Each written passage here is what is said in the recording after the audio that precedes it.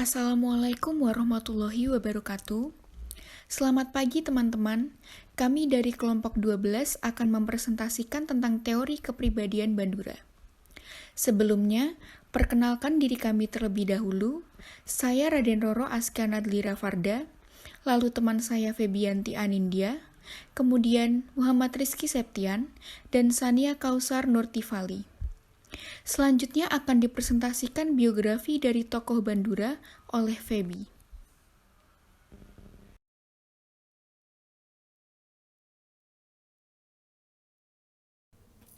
Halo teman-teman semua, jadi sekarang aku bakal ngejelasin tentang biografi tokoh Albert Bandura.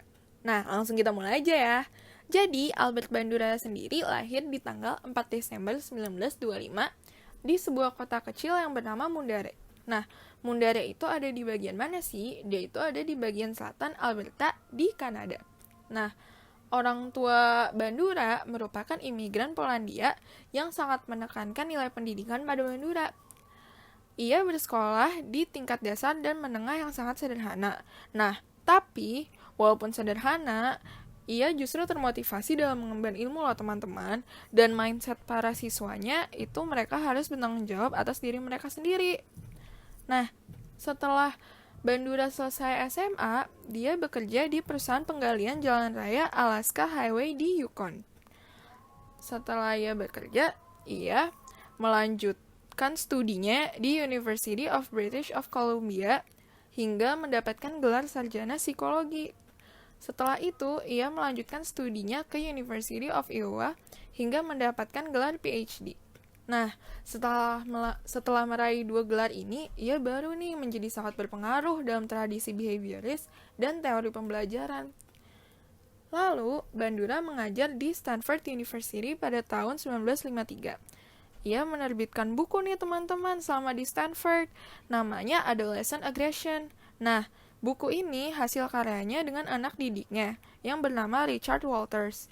Akhirnya buku ini diterbitkan pada tahun 1959.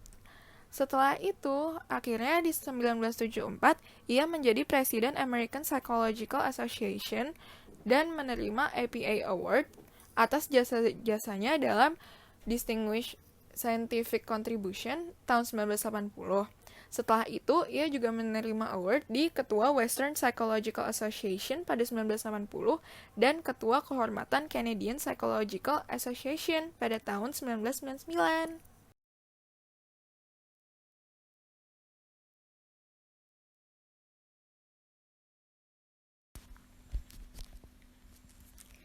Baik teman-teman, sekarang kita akan membahas tentang struktur kepribadian menurut teori Bandura.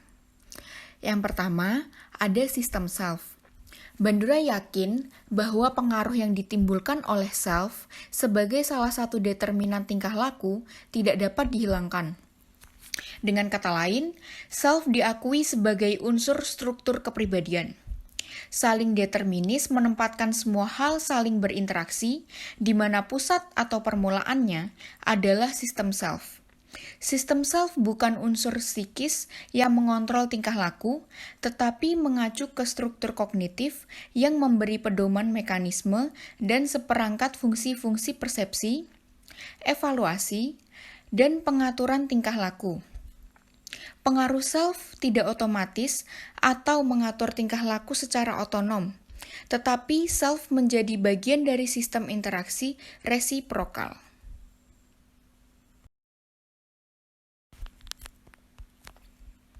Selanjutnya yang kedua, ada regulasi diri. Menurut Bandura, akan terjadi strategi reaktif dan proaktif dalam regulasi diri. Strategi reaktif dipakai untuk mencapai tujuan, namun ketika tujuan hampir tercapai, strategi proaktif menentukan tujuan baru yang lebih tinggi. Orang memotivasi dan membimbing tingkah lakunya sendiri melalui strategi proaktif, menciptakan ketidakseimbangan agar dapat memobilisasi kemampuan dan usahanya berdasarkan antisipasi apa saja yang dibutuhkan untuk mencapai tujuan. Ada 3 proses yang dapat dipakai untuk melakukan pengaturan diri, yaitu memanipulasi faktor eksternal, memonitor, dan mengevaluasi tingkah laku internal. Tingkah laku manusia adalah hasil pengaruh resiprokal faktor eksternal dan faktor internal itu.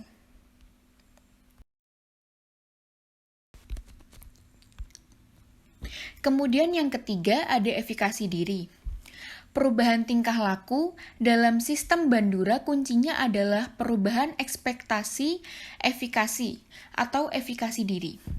Efikasi diri dapat diperoleh, diubah, ditingkatkan, atau diturunkan melalui salah satu atau kombinasi 4 sumber, yakni pengalaman menguasai sesuatu prestasi atau performance accomplishment, lalu pengalaman vicarious atau vicarious experience, lalu persuasi sosial atau social persuasion, dan pembangkitan emosi atau emotional states. Lalu yang terakhir, ada efikasi kolektif. Ini bukan jiwa kelompok, tetapi lebih sebagai efikasi pribadi dari banyak orang yang bekerja bersama. Bandura berpendapat, orang berusaha mengontrol kehidupan dirinya bukan hanya melalui efikasi diri individual, tetapi juga melalui efikasi kolektif. Misalnya dalam bidang kesehatan, orang memiliki efikasi diri yang tinggi untuk berhenti merokok atau melakukan diet.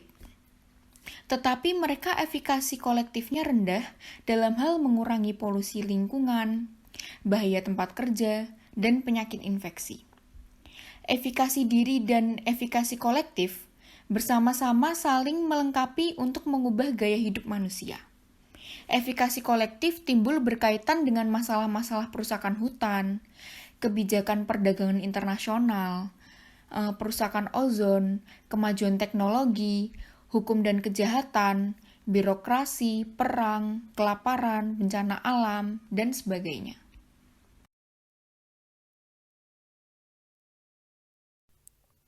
Halo, saya akan menjelaskan mengenai dinamika kepribadian. Dinamika kepribadian merupakan perkembangan yang terjadi karena adanya interaksi timbal balik antar komponen kepribadian. Dalam hal ini, lingkungan, perilaku, dan pribadi atau individu atau personal.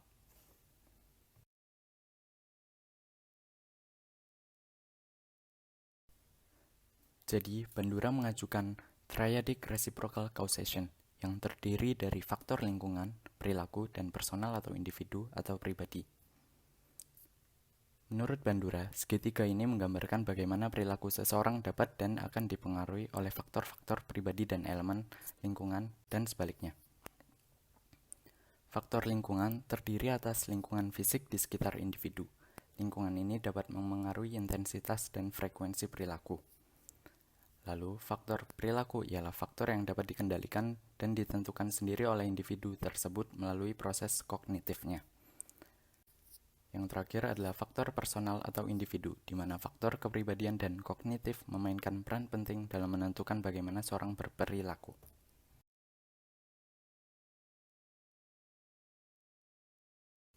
Sebagai contoh, seorang anak meminta untuk diberikan kue oleh ayahnya.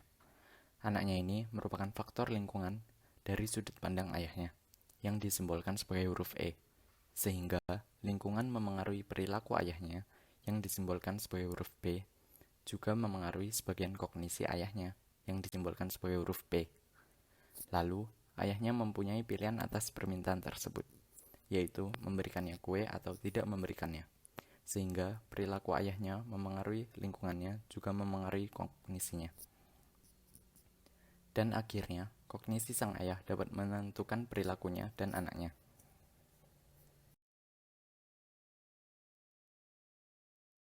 Ya teman-teman, selanjutnya saya Saina Kausanutivali akan menjelaskan mengenai perkembangan modeling dan efikasi diri.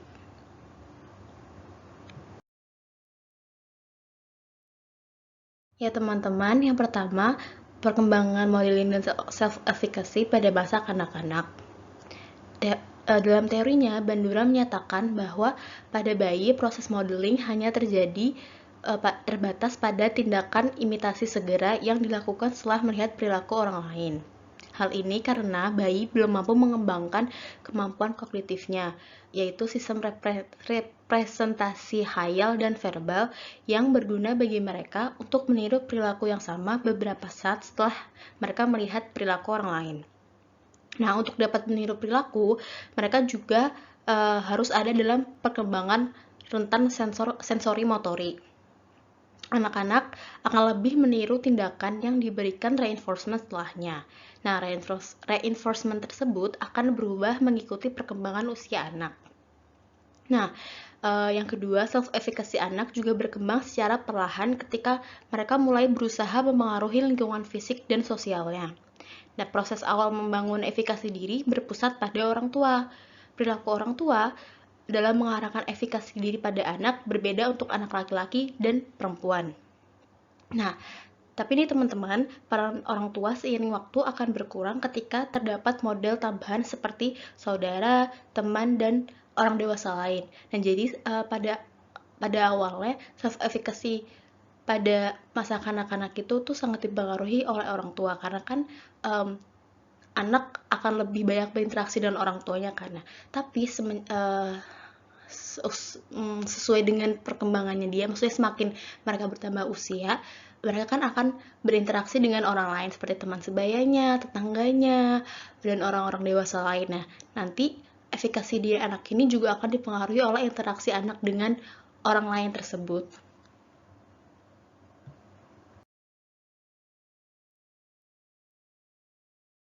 Pada tahap selanjutnya yaitu pada masa remaja. Nah, pada usia remaja ini terdapat tuntutan dan tekanan baru serta adanya kesadaran seksual yang bertambah besar. Nah, oleh karena itu, remaja itu harus mampu menentukan kompetensi dan penilaian baru akan kemampuan mereka. Bandura juga menekankan bahwa keberhasilan pada tahap ini pada masa remaja pada umumnya bergantung pada tingkat efikasi diri yang ditetapkan pada masa anak-anak. Nah, jadi pada tahap ini tuh efikasi diri pada remaja itu akan bertambah karena mereka menemui tuntutan dan tekanan baru. Nah, keberhasilan yang di tahap ini kan sangat dipengaruhi oleh perkembangan efikasi pada saat ia masa kanak-kanak.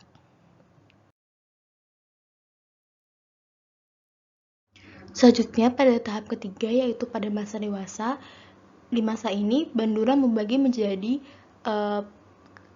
perkembangan dalam dua periode, yaitu masa dewasa muda dan dewasa pertengahan.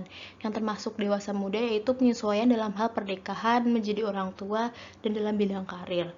Nah, oleh karena itu, efikasi diri ini penting untuk mencapai keberhasilan dalam masa penyesuaian yang ketiga tadi, yang pernikahan, menjadi orang tua, dan dalam bidang karir. Bandura juga menekankan bahwa efikasi diri yang baik pada masa dewasa muda ini akan membantu perkembangan efikasi diri orang sekitarnya. Contohnya, ketika dewasa muda kan salah satu tantangannya kan ketika dia menyesuaikan diri sebagai orang tua. Nah, kalau si orang tua ini mempunyai efikasi diri yang baik, anaknya akan berkembang juga efikasi diri yang baik juga. Itu makanya disebutkan bahwa efikasi diri pada masa dewasa muda ini akan sangat berpengaruh pada efikasi diri orang yang ada di sekitarnya. Nah, yang pembagian kedua itu pada masa dewasa pertengahan ini juga ditemui banyak tantangan dan tekanan seperti ketika mereka mengevaluasi karir, keluarga, dan kehidupan sosialnya. Nah, untuk mampu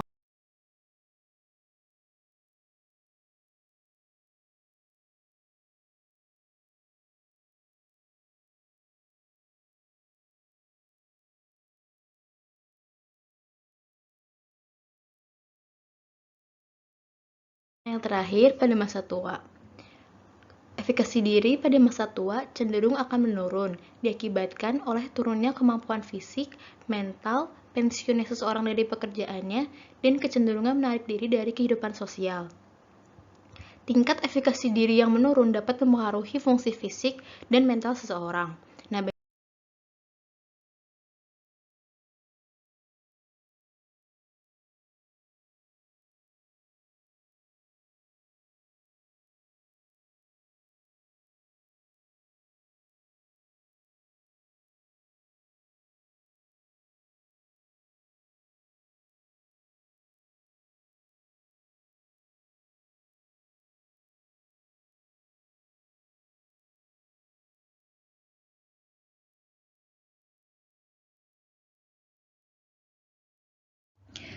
Jadi teman-teman, kan salah satu konsep penting dalam teori kepribadian Bandura kan observational learning. Nah, dalam observational learning ini kan ada proses dan tahapannya. Nah, selanjutnya saya akan menjelaskan mengenai tahap-tahap observational learning dari Bandura. Nah, tahapan yang pertama yaitu attentional process. Jadi, observational learning atau modeling tidak dapat terjadi kecuali subjek memperhatikan model atau figur. Nah, hanya dengan menunjukkan perilaku kepada subjek tidak dapat menjamin subjek akan memperhatikan secara seksama perilaku yang ditunjukkan. Nah, pada tahap ini, subjek menggunakan kemampuan kognitif dan persepsinya sehingga mampu memberikan perhatian yang cukup pada perilaku yang ditunjukkan oleh seseorang. Sehingga perilaku yang ditunjukkan tersebut dapat ditirukan kembali oleh subjek.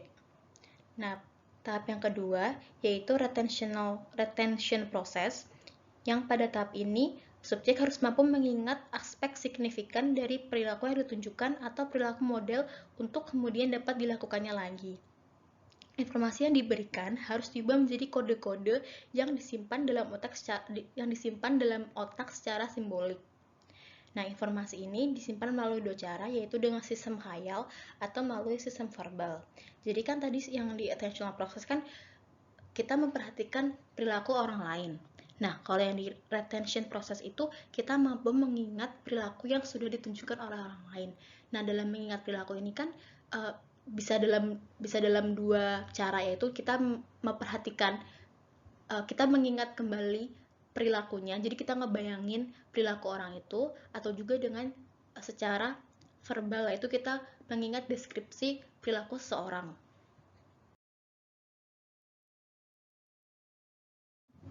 Nah, pada tahap yang ketiga yaitu production process. Untuk dapat melakukan perilaku model secara benar, tidak cukup hanya dengan memperhatikan secara seksama dan mengingatnya. Bandura juga menekankan bahwa perilaku perlu dilakukan latihan agar seorang mampu menunjukkan perilaku yang sesuai dengan perilaku yang sudah ditunjukkan. Hal ini disebabkan karena hanya dengan melihat perilaku seseorang tidak dapat menjamin bahwa seorang mampu langsung melakukan perilaku yang sama dengan baik dan optimal. Jadi sebagai contoh, misalnya kita les menyetir gitu kan, awalnya kan kita dilihatkan nih loh cara menyetir yang baik dan benar seperti ini, kita akan memperhatikan, terus kita mampu mengingat, oh ya kalau nyetir itu posisi tangannya seperti ini, posisi kakinya seperti ini, terus matanya harus tuju ke depan, harus fokus dan sebagainya. Nah, biar kita mampu menyetir dengan baik dan benar pada saat di jalan, kan kita latihan dulu kan. Latihan ini tuh termasuk dalam production process. Jadi menjamin ketika kita nanti menyetir di jalan, ketika kita sudah tidak les lagi, itu kita mampu menunjukkan perilaku menyetir yang baik dan benar gitu. Nah, kalau yang terakhir ini insentif dan motivational process. Jadi intinya itu tidak peduli sebaik apa manusia memperhatikan dengan seksama, mengingat dan mampu melakukan perilaku model, manusia tidak akan melakukannya tanpa adanya insentif atau motivasi. Insentif menurut Bandura itu mempengaruhi proses atensi dan retensi. Insentif dipengaruhi oleh antisipasi manusia akan reinforcement atau punishment.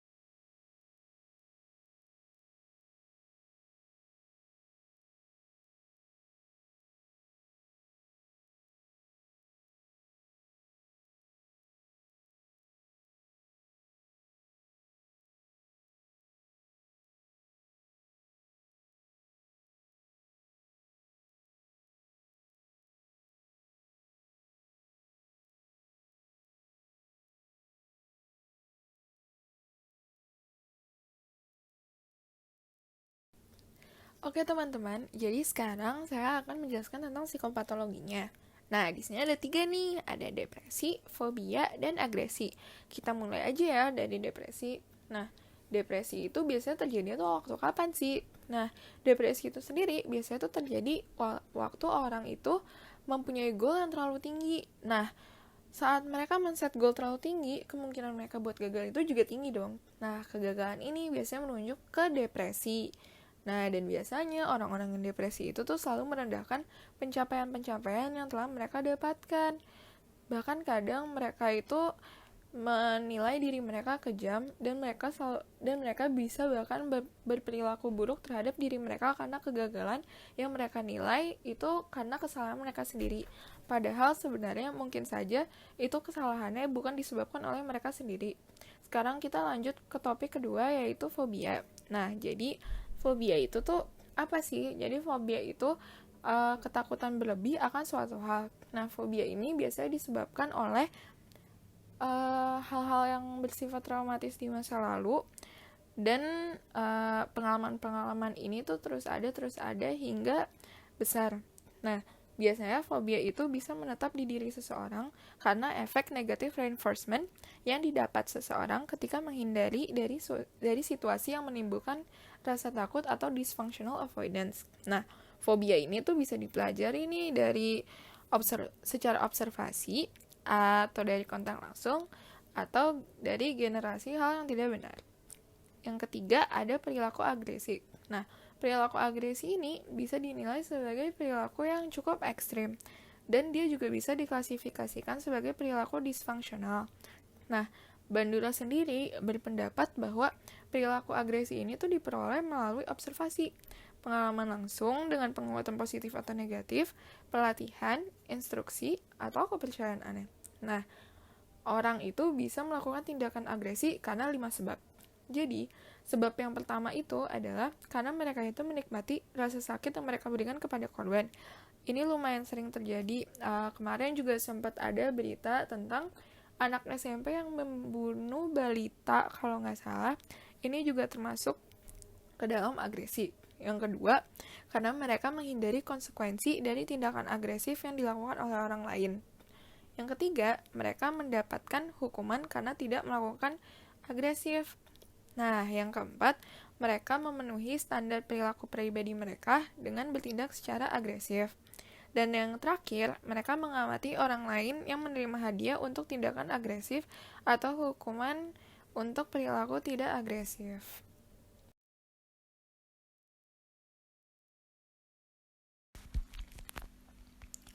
Kemudian kita akan membahas tentang perubahan perilaku menurut teori Bandura. Perubahan perilaku menurut teori Bandura, manusia yang belajar akan sesuatu dengan cara meniru perilaku dari orang lain, yang artinya jika seseorang akan belajar dengan cara mengamati orang lain. Bandura menyatakan jika teori social learning tidak diciptakan untuk mengganti classical dan operant, namun sebagai penyempurna kedua teori yang sudah ada karena classical dan operant conditioning bisa terjadi selama proses meniru tersebut sedang terjadi. Teori social learning ini juga disebut dengan observational learning yang memiliki arti sama. Pencapaian Bandura dalam mengembangkan teori sosial kognitifnya yang selanjutnya adalah untuk memodifikasi atau mengubah sikap abnormal. Seperti pendekatan terapi Skinner, Bandura fokus kepada aspek internal dan perilaku yang tidak normal. Sebagai contoh, Bandura dan koleganya mengurangi ketakutan yang intens terhadap ular pada orang dewasa. Mereka dihadapkan dengan film di mana di dalamnya terdapat anak kecil, remaja, dan orang dewasa yang berkontak langsung dengan ular. Pertama, mereka menyentuh ular plastik tersebut, lalu menyentuh ular yang sesungguhnya, dan akhirnya membiarkan ular tersebut merayap ke badan subjek tersebut. Teknik ini disebut dengan guided participation.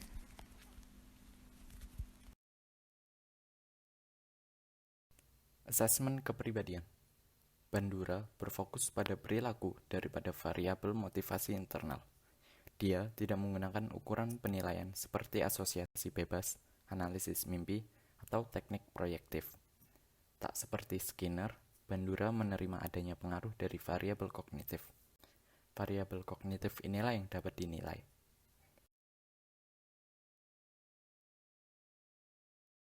Pada studi modeling, Bandura menggunakan teknik assessment berupa observasi langsung, penilaian diri sendiri, dan pengukuran fisiologis. Observasi langsung merupakan metode pengumpulan informasi evaluatif, di mana evaluator mengawasi subjek di lingkungannya yang biasa tanpa mengubah lingkungan tersebut. Lalu ada juga metode penilaian diri sendiri, merupakan salah satu jenis tes psikologi di mana seseorang akan mengisi survei mengenai ketertarikan individu tersebut, nilai-nilai, kebiasaan, traits, dan lain-lain. Dan yang terakhir, pengukuran fisiologis, merupakan pengamatan terhadap fungsi tubuh seseorang menggunakan alat dan metode yang bervariasi. Contohnya dapat berupa tekanan darah, detak jantung, dan lain-lain. Dalam studi efikasi diri, variabel perilaku dan kognitif dinilai secara kuantitatif. Efikasi diri yang berhubungan dengan fobia diukur dengan penilaian diri sendiri dari tes penghindaran perilaku yang diharapkan bisa mereka selesaikan. Sementara ketika seorang mahasiswa akan menghadapi ujian, kecemasan mahasiswa dapat diukur dengan penilaian pribadi.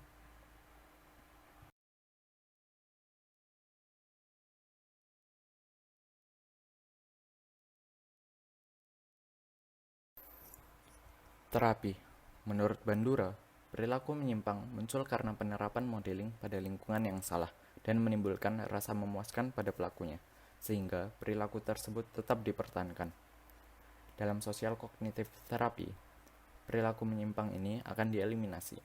Oleh sebab itu, terapi akan sulit dilakukan karena melibatkan proses eliminasi perilaku yang memberikan rasa puas tersebut. Misalnya, merokok, makan berlebih, dan lain-lain. Selain itu, Bandura juga mengajukan overt or vicarious modeling, yaitu ketika seseorang mengamati model atau aktor yang melakukan aksi yang berbahaya secara terus-menerus. Maka ia akan dapat melakukan aksi tersebut walaupun ia sebenarnya merasakan rasa takut dan cemas. Selain itu, ada juga covert or cognitive modeling. Terapis akan melatih pasiennya untuk memvisualisasikan model atau aktor yang melakukan perilaku menakutkan tersebut. Dan yang terakhir, enactive mastery. Terapis akan membantu pasiennya untuk melakukan perilaku yang sebelumnya ia takuti. Pasien akan mulai dengan mengamati model atau aktor, sehingga rasa takutnya perlahan akan berkurang. Lalu, secara perlahan, terapis akan menempatkan pasien pada situasi yang menakutkan dari hierarki terendah, hingga akhirnya pasien dapat ditempatkan pada keadaan yang menurutnya paling berbahaya.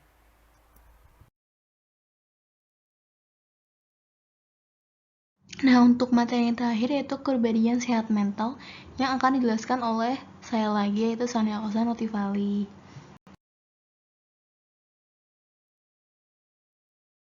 Kepribadian yang sehat mental menurut Bandura adalah pribadi yang memiliki kemampuan regulasi diri, proaktif, mampu merefleksikan diri sendiri, dan mampu menentukan tindakan untuk mendapatkan hasil yang diinginkan.